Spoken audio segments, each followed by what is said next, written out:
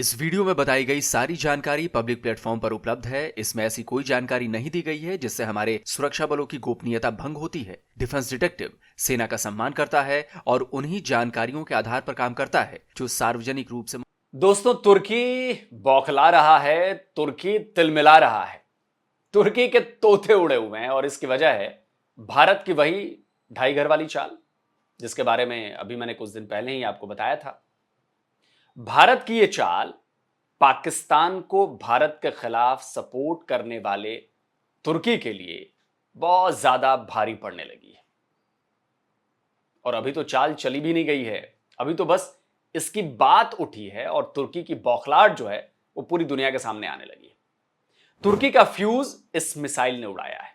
इस मिसाइल की खबर ने ही तुर्की की अकड़ ढीली कर दी है। असल में कुछ दिनों पहले खबर आई थी कि भारत ने ग्रीस को अनऑफिशियली, मतलब ऑफिशियली नहीं, अनऑफिशियली अपनी लॉन्ग रेंज क्रूज मिसाइल निर्भय का ऑफर जो है वो दे दिया है।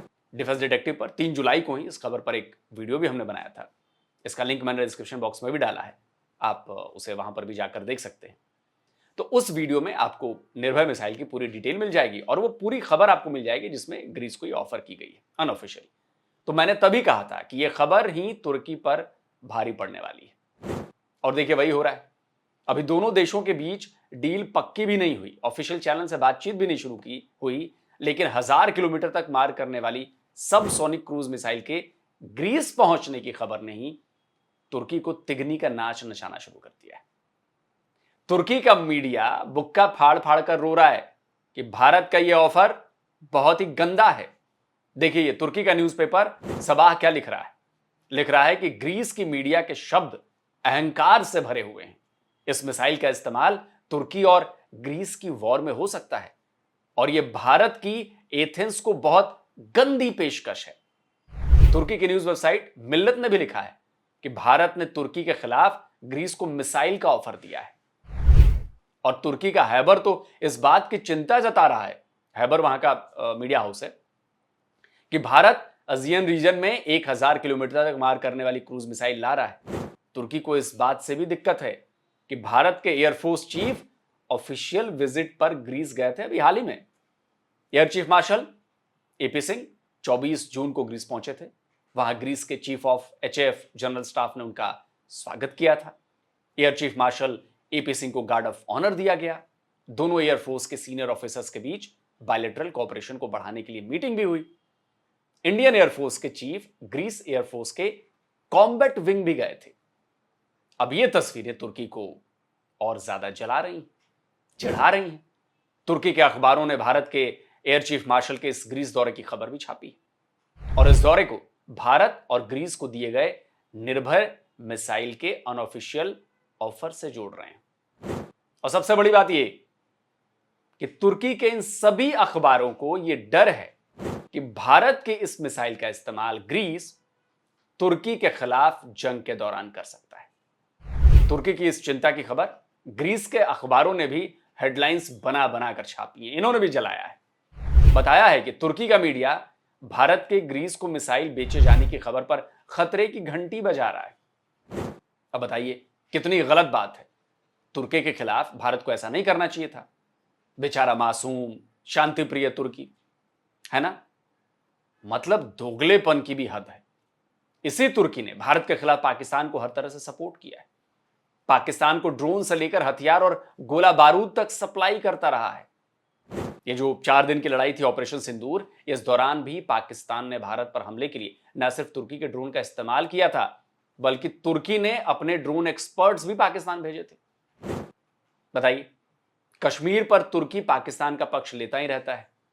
और इतना ही नहीं, तुर्की में 2023 में फरवरी में जब वो विनाशकारी भूकंप आया था, तब वो भारत ही था जिसने ऑपरेशन दोस्त चलाकर तुर्की को खूब मदद भेजी थी। राहत सामग्री के साथ साथ अपनी रेस्क्यू और मेडिकल टीमें भेजी थी। भारत की मदद ने तुर्की के लोगों का दिल जीता था। भारत की टीम को तुर्की में बहुत प्यार मिला, सम्मान मिला। लेकिन इसके बाद भी एर्दोगान के अंदर भारत के खिलाफ भरा हुआ जहर जो है वो खत्म नहीं हुआ। एर्दोगान ने ऑपरेशन दोस्त को कुछ दिन बाद ही कश्मीर पर पाकिस्तान का समर्थन करते हुए भारत की पीठ में खंजर घोंप दिया था। तो जो प्यार, सम्मान, साथ और दोस्ती की जुबान नहीं समझते हैं, उन्हें फिर ताकत और रणनीतिक जवाब देना पड़ता है।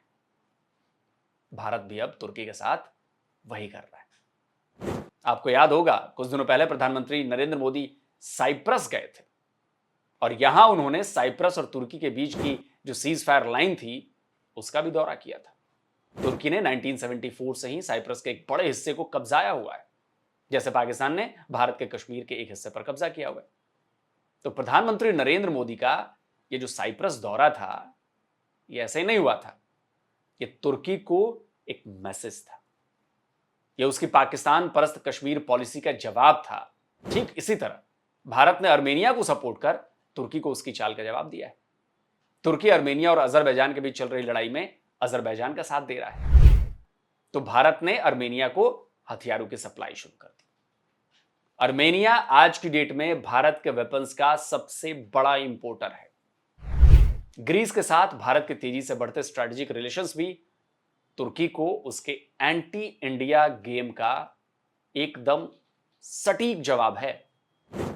और इसी वजह से भारत के खिलाफ पाकिस्तान को हथियार देने वाला तुर्की अब ग्रीस को भारत के मिसाइल दिए जाने से परेशान हो रहा है। उसे लग रहा है कि भारत की इस मिसाइल का इस्तेमाल उसके खिलाफ होगा, और सही मायने में कहूं दोस्तों तो ये होगा, बिल्कुल होगा। और ये डर अच्छा है तुर्की का। तुर्की जैसे देश दूसरे के फटे में न केवल टांग अड़ाते हैं, बल्कि उनके विवादों को सुलझाने में मदद करने के बजाय उसे और भड़काते हैं। तो ऐसे में तुर्की को भी सबक सिखाने की बहुत बड़ी जरूरत है। और तभी भारत ने ग्रीस, अर्मेनिया और साइप्रस के साथ एक एंटी तुर्की नेक्सस तैयार करना शुरू कर दिया है। और इसका असर क्या होगा आपको आने वाले कुछ सालों में पता चलेगा। और तुर्की मीडिया को बौखलाहट उसमें क्यों दिख रही है, क्योंकि उसको पता है कि आने वाले वक्त में यह नेक्सस कितना बड़ा जी का जंजाल बनेगा उनके लिए, उनको पता है। तो दोस्तों, तुर्की की इस जलन और तुर्की मीडिया की इस बौखलाहट पर आप क्या कहते हैं, कमेंट करके अपनी राय जरूर दीजिए। और जिन दोस्तों ने अभी तक डिफेंस डिटेक्टिव को सब्सक्राइब नहीं किया है तो भाई चैनल को सब्सक्राइब करिए और बेल आइकन जरूर प्रेस करिएगा। और बेल आइकन जब आप प्रेस करें तो एक ऑप्शन आएगा उसमें ऑल नोटिफिकेशन का, उसको जरा ऑन कर दीजिएगा, जिससे हमारे द्वारा अपलोड किए गए हर वीडियो की जानकारी आप तक फौरन पहुंच जाए। जल्द मिलता हूं एक और नए वीडियो के साथ। नमस्कार, जय हिंद। तो अगर आप चाहते हैं मुझसे बात करना, मुझसे कोई सवाल पूछना, तो फैन कॉल पर आप मुझसे कनेक्ट हो सकते हैं। फैन कॉल में ये सुविधा है कि आप अपने हिसाब से वहां पर जाकर टाइम स्लॉट बुक कर सकते हैं कि आपको फलाने दिन मुझसे बात करनी है, फलाने टाइम पे मुझसे बात करनी है। लेकिन ये भी बता दूं कि ये पेड सर्विस है,